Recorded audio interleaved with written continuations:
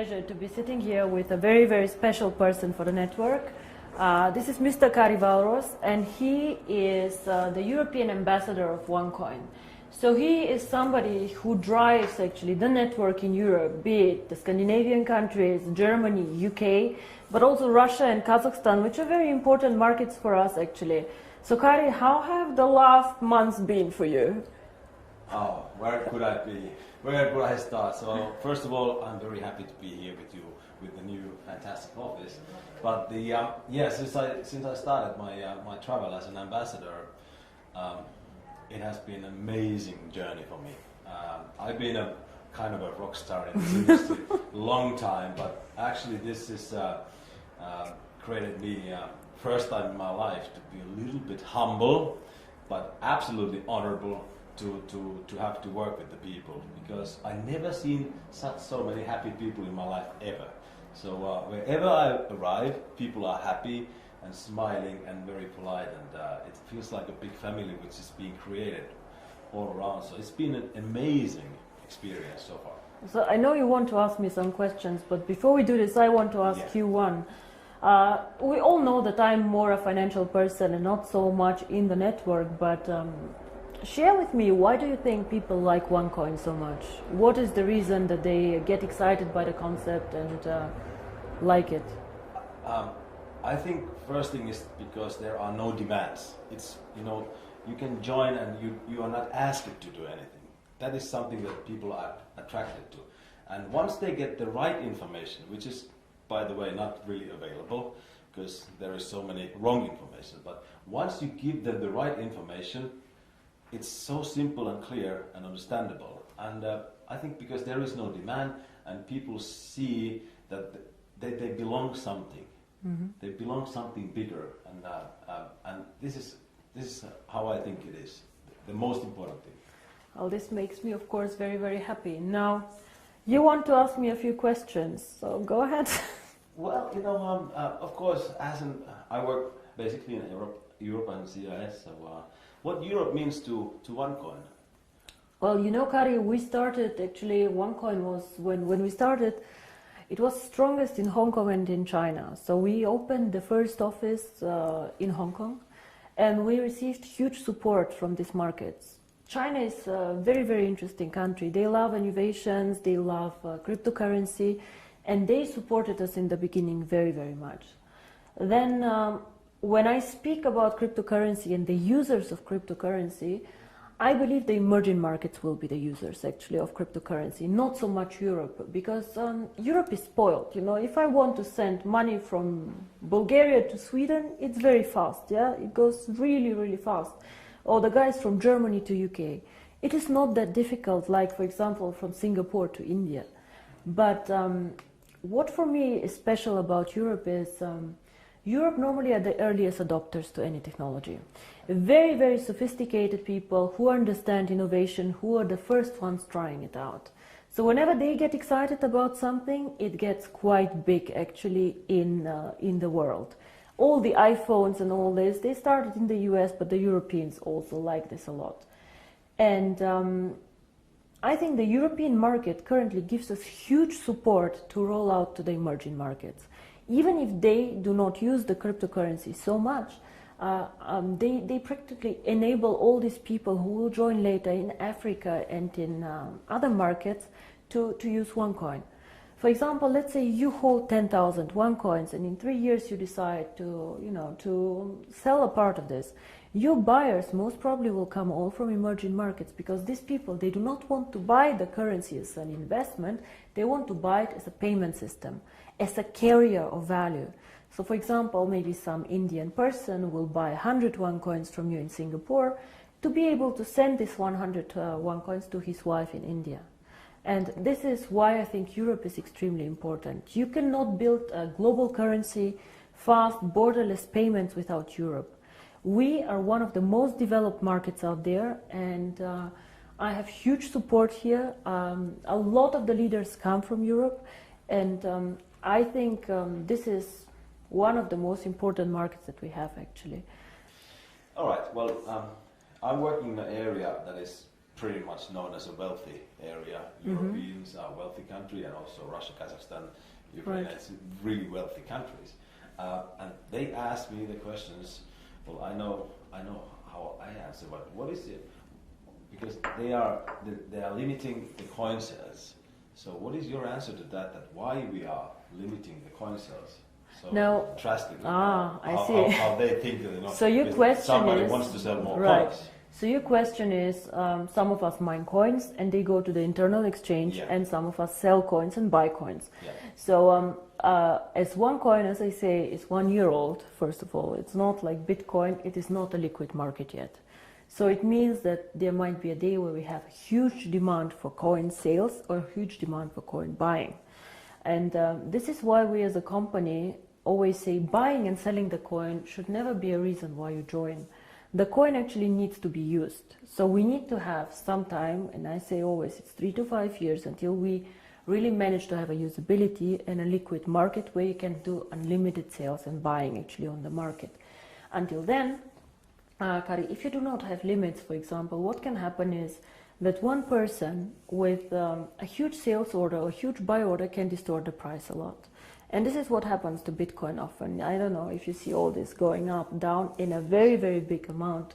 And this is called volatility, and we do not want to have a very big volatility for our coin. People do not understand how it can be that Bitcoin today is worth $500 and tomorrow only 400 within a day.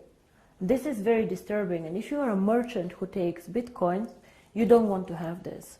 Because you want to be sure that if you take a Bitcoin today, it will not be valued 20% or 30% less tomorrow. Of course, you're very happy if it's valued 30% more, but it goes both sides. Absolutely, yeah. So cryptocurrency is one of the riskiest assets actually out there. High volatility, low liquidity on the markets. So for us to achieve a high liquidity, we need to work first on the value creation of the coin, on the liquidity, and it will take time. So all these people, why we have created this exchange, we have created it so people can learn to trade it, but it's not a self, the idea is not just that we go buy and sell the coin there, but we wait for the usability of the coin. This coin is very, very young. We have so much way to go, but we have created miracles already. So I'm looking very, very positive into the future, but remember, the internal exchange is demand and supply. So you have to find somebody who wants to sell coins to buy, and the other way around. So the company itself is not obliged to buy back your coins or to sell your coins. If I don't have coins, I cannot sell them, yeah? And as a company, we do not buy back the coins. So it's always you selling your coins to somebody else or somebody else buying from you. Don't forget also a bit the time differences. When China sleeps, you're awake, and so on. So sometimes, as I said, the market is not liquid and not efficient yet. And then the other question is, which relate to that, is that how is the value created? Now, there are two questions I think inside here. First is what is the value of cryptocurrency, and the second is how do we determine today if one coin is valued €1, €2, or €5? Yes. So we have a concept which is called mining difficulty. And there are calculators out there on the internet for Bitcoin. Everybody can Google them. You just Google Bitcoin mining difficulty calculator and you see how this is calculated. It's a very, very simple thing. You calculate, one is electricity costs for the mining, and the second is computer power. So to mine a coin, you need obviously a computer to do some calculations and electricity to get the computer running. So depending on these two things, the mining difficulty grows or goes down. It goes both ways. It can go up, it can go down. The more miner join, however, the more people who want to mine, the higher the mining difficulty goes. Because more of them are in the pools. And this is, of course, what happens to one coin. So you can simulate this with these calculators. It's nothing that one coin invented. And this is how we today measure the value of the coin. So we say if it costs us €5 to create the coin due to electricity, the servers and the computer power, this is what we think is the appropriate price. Of course, it fluctuates up and down based on demand and supply, but always in a corridor actually that we have set. So this is how we determine the price today.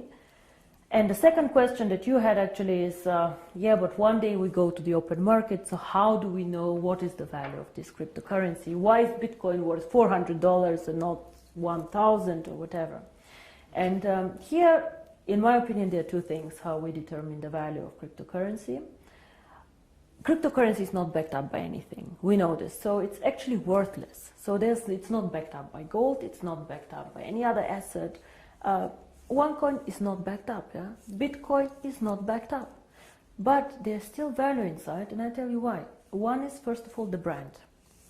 Bitcoin currently have a very strong brand. Everybody knows them. They were the first one. Of course, there are always good and bad things about the brand, but they are very well known. Milka Chocolate is a very well-known brand. Procter & Gamble are a very, very strong brand. So the more people joining OneCoin and the more people speaking about OneCoin, the stronger our brand becomes. And this, I think, is something that makes us really a family, because if you go in the network marketing approach and go and sell shampoo, it does not make you stronger if somebody on a sideline sells shampoo. Only your downline makes you happy. But here, if another team makes OneCoin popular out there, this makes also your coin stronger and your team stronger. And this is something very, very special about OneCoin, I think. And so the brand. And we have currently about 2 million paid members. In the database, we have over 10 million people who know about OneCoin. So we for sure have more users than Bitcoin, for sure. We are different, we are in a different system, but there are 2 million people who tomorrow could start using the coin if we want to. And this is great. So this is one part of the value, but most people use Bitcoin currently as value storage, like gold. I put it in the safe and I keep it there, which is okay, but a bit of a dangerous concept. Everything that goes up can also go down, and you're not special. You know, and if you're not special, why use OneCoin? Why not use 2 coin, 3 coin, dark coin, or not? So we are probably one of, or probably the only company who focuses so much on usability of cryptocurrency. Why cryptocurrency? How can it change the world? And our 2 slogans are the future of payments or join the financial revolution. We believe that actually cryptocurrency can be a vehicle for money transfers. So for example, as you do Western Union transfers, you can use cryptocurrency to do a transfer. Fast, borderless payments. And there's a huge demand for this. 2 billion of people have no bank account. 2 billion. Of course, we cannot capture all of them. But again, if we capture only 10 million or 100 million people, it's a network. It grows so fast. We see what happened. You know, December 2014, I was sitting at my desk and I had a bet with Per Carlson, who is not here anymore, if we will manage to have 10,000 people. And we did a huge celebration with 10,000 people. Today we have 2 million after 12 months. It is incredible. And this is the network effect. The more people know about OneCoin, the more they will come and the stronger the brand becomes. Everybody talks about MLM today, that it's pyramid, whatever you call it. For me, I have worked with this for a very long time. For me, it's one of the biggest industry today in the world. But if I ask you, why did you choose to do MLM, to build this company up? I know that you have a background in financial and everything, but why did you do this? It was not an easy decision, first of all, to do network marketing. When I started OneCoin, my vision was to do cryptocurrency. And outside in the industry, I did not know the industry well, to be honest. I knew some people who were working there and who are either personal friends or good acquaintances, so who I trusted. But what I saw in the beginning were some companies who really went bankrupt in a bad way, owing money to their members, money to their people. But I also saw some mainly product-based companies who are doing a very, very good job out there and an impressive track record. So I saw that not everybody is bad or not everybody is good. So it's an interesting industry. Why I chose it for my cryptocurrency? I believe that we as a cryptocurrency can be only successful if we have many users in a global network. And to be honest, I did not see a better distribution model for this. I did not see another way to attract people in to the cryptocurrency and these people to be spread out geographically so well. OneCoin can work only if it does cross-border payments. So if I have OneCoin only in China or only in Europe, it will not work well. We need the emerging markets, which is Asia, Thailand, Philippines, India, Africa, very, very interesting. These are the users of the coin. And if I would have gone in a traditional way, let's say with an IPO, with big investment funds, these people can buy, let's say, 100 million of coins, but they keep them, they do not use them. So for me, it was more important to get many, many users, even with a small investment sum or with a small sum that they want to participate with, but spread out geographically. And until now, I do not regret it. It's a very competitive industry. Unfortunately, sometimes I see the concept misrepresented. Yeah? We focus mostly on education, financial education, because in my opinion, nobody can understand cryptocurrency, nobody can understand even the financial world out there without education. So education is our product, and some of our members choose to mine the coin. By the way, I don't know if you know, but currently I checked the numbers, about only 10% of our members mine currently the coin. Oh. Only 10%. So a lot of the people, or I think most of them, actually participate in the program for the education. And this is something that makes me really happy, because this is what we are. We would like to foster a financial revolution, and financial revolution always comes with knowledge, education, and I think this is a very, very big part of the company. Now, Per, you asked me about the future of the network once all coins are mined. Now, I see the network as its own system, as our own ecosystem, and I will never go and sell shampoo in this network. This will never happen, because I have never done a network marketing company before, and I do not plan to do ever again a network marketing company. But the network itself is a value. It's a business that you guys are building. And for us, of course, it's also a value, because we can push our ideas through this network, and we can do a lot of things there. So to me, the ideal future of the network is to push, even when all coins are mined, the value of the coin. Be it to attract merchants for the coin, be it to create products who are connected to the value of the coin. And all what this network should focus on is something that somehow enhances the value of the coin. You guys know that we did some acquisitions, actually some networks that joined us. For example, Conligos, OPN. All these networks somehow helped us to build up the coin. Either they had interesting software for us, or they were geographically interested. But we never let somebody join us just because it's good or just because it's more people. We always strategically think of the future of the coin and how to make it stronger.